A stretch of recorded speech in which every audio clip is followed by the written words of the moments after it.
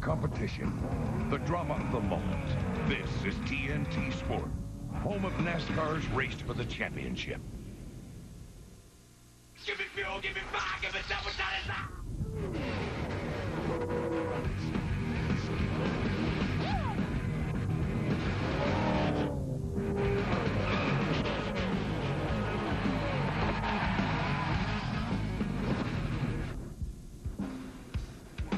TNT Sports coverage of Brickyard 400 Week continues tonight as Midas presents NASCAR Busch Series Racing from Indianapolis.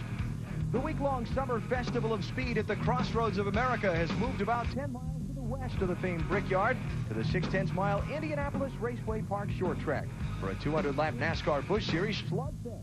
The Kroger 200 has a rich 20-year history of hard-nosed fender mashing competition on this tight, flat oval, where by the end of the night, the tempers could be as hot as the 91-degree weather. Hi, welcome to NASCAR on TNT. Alan Bestwick here with Benny Parsons. Tomorrow, it's the Brickyard 400 at the other track, but tonight, it's a good old Saturday night short tracker. You've got some friends that on Saturday night, they all load the fountain up and they go to the races, and you wonder, what in the world are they seeing those? Just watch tonight, and you'll understand why you spend so much time at the racetrack on Saturday night, because Saturday night racing in stock cars, that's what it's all about. Sparks are going to fly tonight. You can count on that. Now, joining us as a guest analyst once again this year for our coverage from Indianapolis, it's a man who's got a lot of laps on this racetrack. I think he's back home again in Indiana. And earlier today, he put Big Orange on the pole for tomorrow's Brickyard 400 at the Indianapolis Motor Speedway. Much to the delight of his hometown fans. New track record, by the way, en route to it. It is the driver of the Home Depot Pontiac, Tony Stewart. Good to have you here. Congratulations. Thank you. It was a great lap today. You know what it takes to succeed on this racetrack. What's it going to take to win this thing? Well, the biggest key here is always to make sure you can get your car to rotate through the center of the corner. There's long, very long corners here, short straightaways, but the key is getting through the center of the corner and also making sure that you can get the car up off and getting that good forward drive to get you down the straightaway. You raced your Thursday night, but you took last night off. You're taking tonight off. You're not racing tonight. This is, you must have withdrawals 2 nights without racing someplace. It's hot outside. I want to stay in the air conditioning with you guys tonight. I'm going to sit in a hot race car all day tomorrow, so I think I'll take the night off and just have fun with you guys tonight. This racetrack is pretty flat. Passing here can be kind of difficult. Is passing a contact sport here? It's much like a top-notch prize fight tonight. It's you're going to see a lot of contact, and the guy that probably has the least amount of dings in his car is probably going to be the guy that ran up front the majority of the night. There you go. Congratulations again on earlier today. We look forward to a great race tonight. Thank you. All right, time to go trackside and get this 200-lap Busch Series short tracker underway.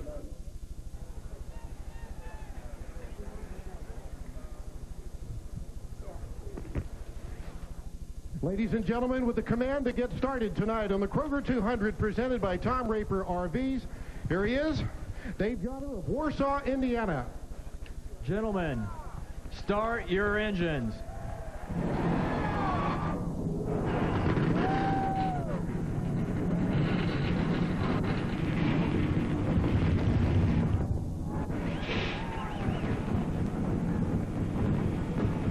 Cars, that means 172 will race in 15 conditions. See how many of them are left that way when we get done with 200 laps at IRP.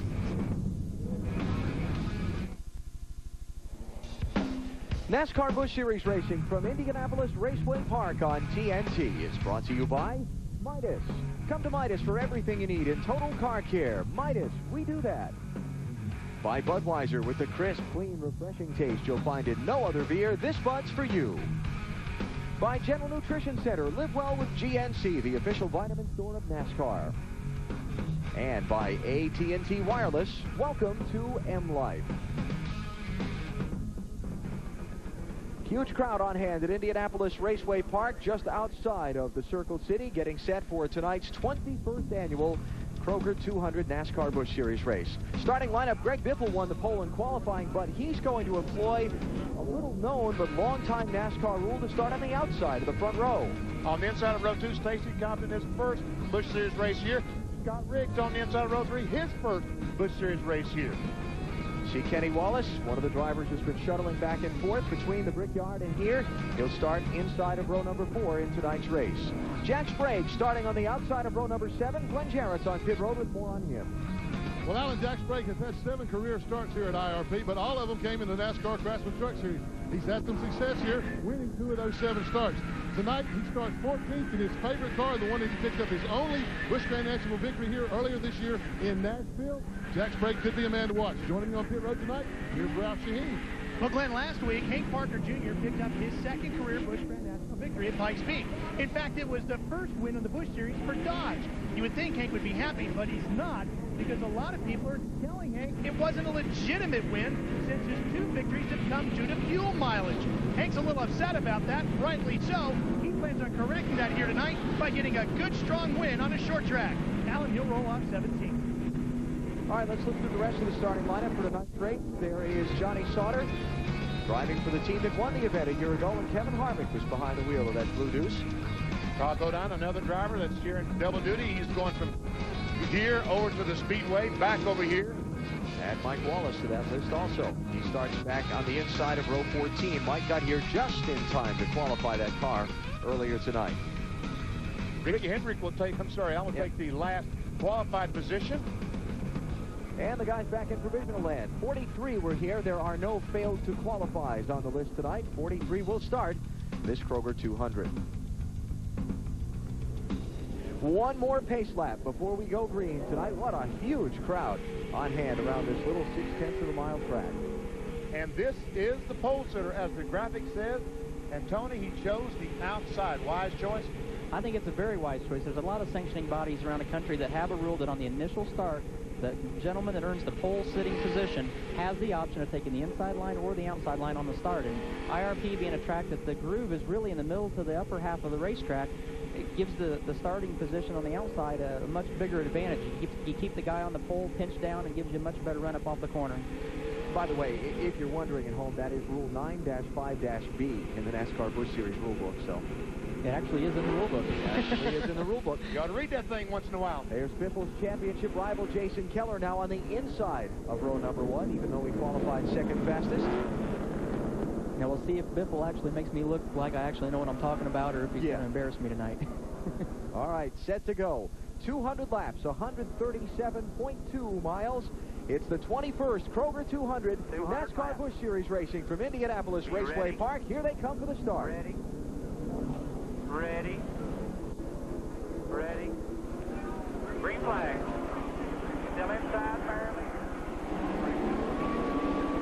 Oh, we're in trouble. Todd Bodine gets turned around right at the start-finish line. All right, nail it, Todd. We're all right. Trying to get it fired up.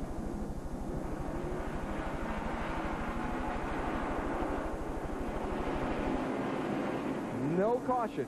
We stay under the green, and Greg Biffle will get the jump from that outside lane. Now the hard part's Todd Bodine's sitting there hoping to get a caution there. He's sitting there waiting to see if he could coax the starter into throwing a caution out, but I don't think that's going to help him here. He's going to be 3/4 of a lap down now trying to get caught back up. Let's check it out. Coming down for the start. Bobby Hamilton Jr. in the 25 car just did not get a very good start. And I think Randy LaJoy got in the back of Todd Bodine and turned him around. Lucky he didn't hit that inside wall. There you go. It was the red car. Somebody about 2 cars in front of Hamilton Jr. on that inside row is the one that didn't go. Yeah, you can see actually, you see Bobby move down, and then that put Todd at an angle so that when he did get hit, it actually he was already sideways to start with. Todd in 43rd spot, about 3/4 of a lap down to leader Greg Biffle. Boy, that's giving up 20 spots in there. He qualified 23rd, did Todd Bodine, and as you said, now running 43rd. Yeah, you know, spent all that time shuffling back and forth on the helicopter today, even made it back in time for the driver's meeting, did everything he needed to do to keep his qualifying spot. Lost it on the first lap. Glenn? This is just another week in the miseries of Todd Bodine. Since he won the race at Kentucky back in June, he has had finishes in the last 5 races of 26, 27. He threw a second in there, and then 32nd and 37. So, man, they're on a wrong kind of a roll. Looking at this back, we got Mike McLaughlin there in the 18 car. He is in 11th spot, which is just outside the top 10. And Jamie McMurray in the 27 car is trying to get that outside line to work. Inside line, I should say. Greg Biffle leads. Jason Keller is second. They've put a little gap on Stacy Compton in third. Then you've got Ashton Lewis in fourth and Scott Riggs in fifth. That's how they've shaken out here in the opening laps. Different lines there on those top two. Very much so. This track, when they repaved it, I can't remember how many years ago they repaved this racetrack, but it used to be that it was stepped that had about 4 different degrees of banking, and you had to run clear it by the outside on the wall. When they repaved this track, everybody had to do the guesswork started. Nobody knew exactly where they needed to be on the track. There's not a bunch of different degrees, and guys can run on the bottom, the middle, or the top of the racetrack and just basically go wherever their car needs to work. And it looks like right now that the leaders are trying to figure out exactly where their car needs to go. As we've watched Hank Parker Jr. and Kevin LePage almost making contact off between 1 and 2, and here comes Tony Rain and goes blowing by both of them in a 33. Opportunistic racing there on Rain's part in that 33 car.